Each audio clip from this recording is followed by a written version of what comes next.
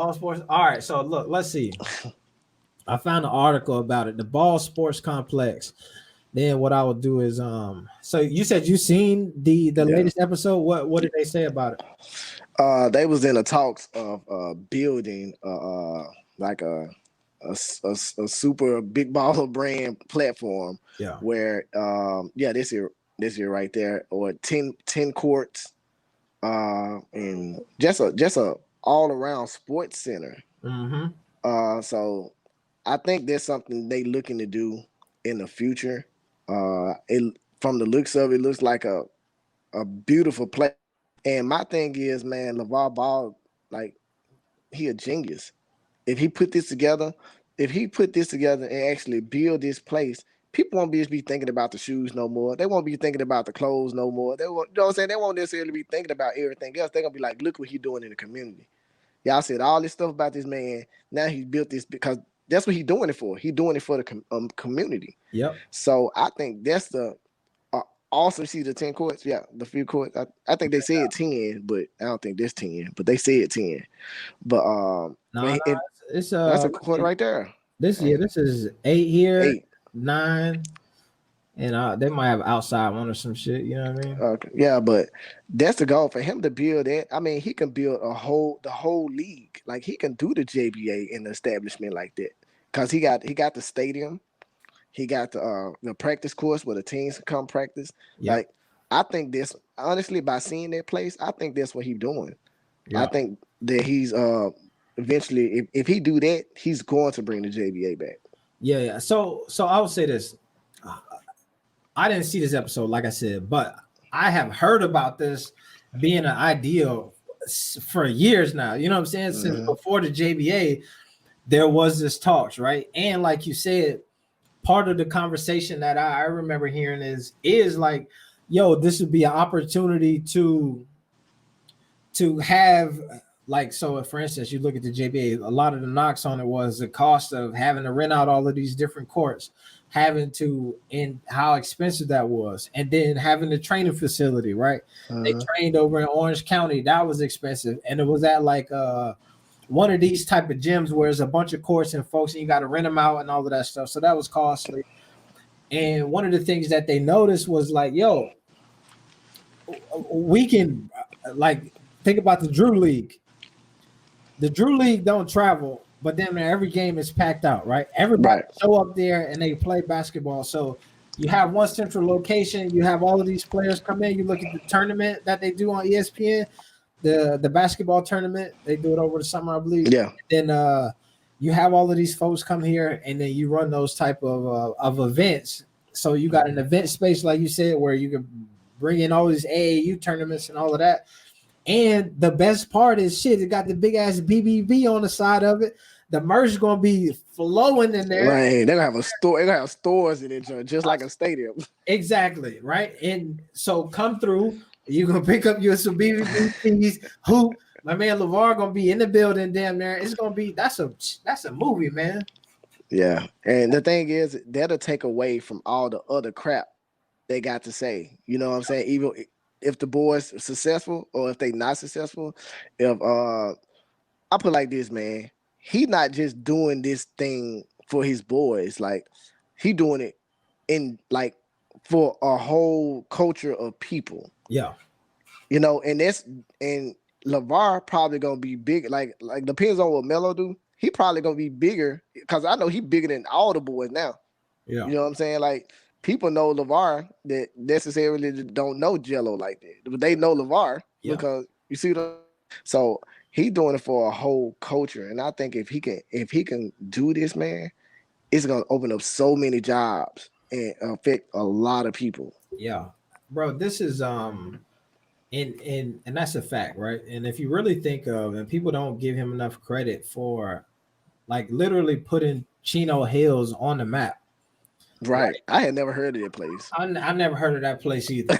and a lot of folks know of Chino Hills. You feel me? Yeah. Like, so for one, putting them on the map in that regard, right? When you talk about bringing money to the economy and the community there, you got a 10 courts super complex here, and you're bringing in AAU teams or wherever to come in and play basketball, that is a lot of kids coming into your community, right? Yep. You have camps overnight. That's a lot of folks there. There will be people who will show up to this just as like I'm in LA. Like when you have an international brand, right? People travel from out of the country to come to Disney World, to come to Disneyland. They get to LA, they want to see the Hollywood Walk of Fame. You know what I'm saying? Right. They want to see the stars. They want to see the Hollywood sign up in the hills. They go to all of these different places. And I'm telling you that what there would be creating is that type of an environment where Yeah. if you come to LA, you like, damn, how far is Chino? Like, I want to go see the Ball Sports Complex. You know what I'm saying? Yeah. I want to Yeah. go get some shots up. I want to do this. Yeah. I mean, that's the goal that he got planned. Yeah. Honestly, I think that if that man, that's gonna put him on a whole nother level. And the thing is, that's one thing that he loved to do is train. You know what I'm saying? He was a trainer anyway. So it's like that fits his personality, something he can go in every day, check on, do what he loved to do, and help you know what I'm saying, help the youth. Because like I said, that's what he was doing anyway, even with the Chino Hill team and with the kids in the neighborhood. He trained all them together. So it'd be perfect for some that he has the mind to do something like this because it's in him anyway. So Yeah. And and I think that this also to me speaks to a lot of times people think that like the big baller brand Lavar are just doing shit. You know what I mean? Just moving like like chicken with their head cut off, just trying to grasping for air all of the time. Like, and like I said, man, this is some shit that I heard them talking about and trying to put in motion 2 years ago.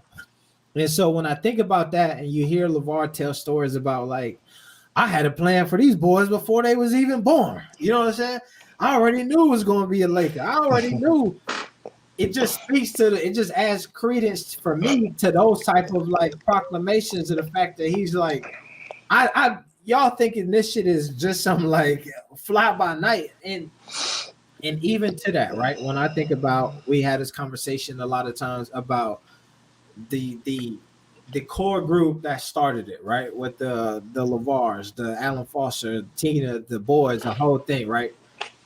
Even to me, I think that it speaks to your thought process, to your own personal like understanding when you know who to pick up the phone and call to get shit done. You know what I mean? And I right. don't think that Lavar gets enough credit for being able to put people in place continuously to continue to move whatever he's got going forward.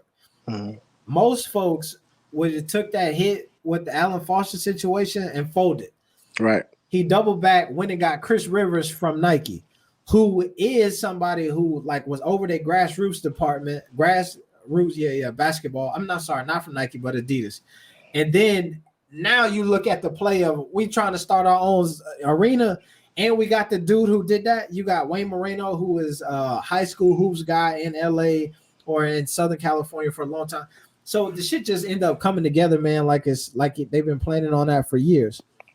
Yeah. And it's good to see. Like the one thing I do like about Lavar, college, yeah, yeah. But the one thing I do like about Lavar, like I put many people in that category.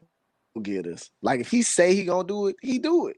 Yep. And the thing is, I'm not sure it's going to be this because like if you hear the conversation when you watch the show, it was more like we need a gym type stuff. You know what I'm saying? Then it was Yep. like like our own complex, like our own spot. So if it's a building that's already built, then he can just buy. I feel like he'll do it. I think this is just like a goal, like a dream or a platform. You know what I'm Yeah, saying? yeah, But yeah. even if it's not this building, I can see Lavar buying somewhere. You know what I'm saying? And start to build to something like that. Like that. Like that's it, man. That's just beyond beautiful. But I believe if he do that, he gonna have Jello in the NBA. Well, on the well G League, and he gonna have two boys in the NBA, and he got people that will bag him on this project. Yeah, yeah. So the So money is there. I think the money could be made. I would say, man, I think that what's interesting is obviously you need the space, you need the land and all of that. But this is huge, you know what I'm saying? Right. Like this complex or whatnot. So if you're going to do it, and I like legitimately, I remember like them talking about coming from like meetings to secure permits and shit like that. You know what I'm saying? I will even tell you this, right? This is how small the world is like, and this is how small the world is I know some people who hit me up. They work for like insurance companies, and they were looking at securing land to have something like this in Ohio as well. So while Mello was here, so one of my guys was like, "Yo," and because he knew I was out there with them, he was like, "Yo, it's so crazy, like." I never even really was into it like that. And then all of a sudden, like I was just on the phone with folks talking about Ball Scores Group and you know what I mean? And making those type of moves. So they have a lot of stuff coming, man. And it's crazy because I feel like the streets think that it's over, think that it's dead. And like obviously, as you can see, like it should look like it's just beginning, which Yeah. to me makes sense when you look at. I say this all the time, man. But when you look at the trajectory of most uh sportswear or most sports companies and brands and shit like that, you know what I mean? Like nobody gets it right in the first like 3 years. Like they all evolve, they all change, and things end up being uh uh taking a kind of longer road, longer trajectory than most folks find it to be. You know? Yeah, that's the thing, man. Like when I do my one thing I'm good is entrepreneurship. Yeah. And I've been an entrepreneur for a long time now. So when I do my entrepreneur classes and I talk to new people that's opening up business, I So just I, you say you do classes like you teach entrepreneurship? yeah. Okay. Like when I was, like I said, I just moved to California, but I was in Memphis when the small business events come to Memphis. Like they want me to come and speak about marketing and promotion because that's what I'm licensed in, Okay. marketing and promoting the business. But it's like I tell them, if you made 100 a profit out, like after taxes, after everything, if you make $100 in profit in 3 years, your business doing good. You know what I'm saying? Like if you close, because you normally lose more at the beginning that you get better day by day, just like if it's t-shirts. You start off a business at 25 t-shirts. Those 25 t-shirts maybe $8-10 a piece. Mm-hmm. You know what I'm saying? So now you spend that because you get such a small amount. Yeah. But now you're ordering about 1,000. Now those t-shirts $2. You know what I'm saying? Yep. Because you ordering about 1,000. So you making more money. You know what I'm saying? With the 2,000 t-shirts that you make with the $20. You know what I'm saying? With the $8 t-shirts you would sell for $20. Yeah. So that's why I say when I see what he doing, it's like when he say something, and I put like this, cause he got the entrepreneur mind, even if he didn't know how to do it. Like Mm-hmm. some people just born with it. I think it's genetic. Everybody ain't got it. You Yeah. know, but when I hear him say something, I'll be like, he playing. I automatically know he just talking. When I seen this, I was like, this makes sense because he was a trainer. That's what he loved to do. Mm-hmm. So if he can build something in LA like that, and I can only imagine, you know what I'm saying? Like he would die happy, Yeah. because that's what he loved to do anyway, is train these boys, train these kids. Mm-hmm. And I can see some of the best high school coaches or even college coaches like, I like what you're doing, man. I'm gonna come through, just my family need to be taken care of, cause just I'm willing to move here. I can see people opening up their lives like that to support what he doing, Yeah. even if it's just a little, start off like a community center type Yeah. situation. You know what Mm-hmm. I'm saying? But I believe it'll work. That's a great business move. Yeah. I think, man, it's such a. I feel like what makes me feel pessimistic and feel like damn, like what you just said. In a perfect world, folks would be like, "Yo, bro, we see what you're doing. Like this is epic. Like we want to be a Right. part of it." But to me, that is what should have been happening on the large scale many moons ago. You know what I'm saying? When the JBA started, when even the whole brand is and the whole was going. And I feel like you did have people do that on different levels, but I feel like the bigger it got in the you see in the media turn, then you started to see like folks like let me step away. Like the JBA should have been a no-brainer for folks who like Diddy and all of these people like, yo, I'm trying to buy a team, I'm trying to buy a league, I'm trying to get in, you know what I mean? Like folks who trying to put money together to get into these systems and the systems won't let them in. To me, that would have been the no-brainer decision. Like, oh, you starting something? Y'all got it up and running, bro. How can I help? You know what I mean? And we didn't see that, so it makes me nervous. And this is one of the things that I appreciate about them is that they move without expecting anybody to jump in and help out like that. We're going to move in a way that we can make things, we can accomplish things on our own. Also, I know you said like a little community center. You feel me? The big balls don't do nothing little. You feel me? I'm just saying, like, even if there was like a, you know what I'm saying? Like, I think that's how bad he wanted to do it. If he had to start there, that's what I'm saying. Yeah, I got you. Yeah, but as a whole, man, I just think that's right there would be an awesome situation. Yep. To help a lot of people, man, and build what he really wants, because that's what he really wants. He wants something. Yeah. So, yeah. That's what that.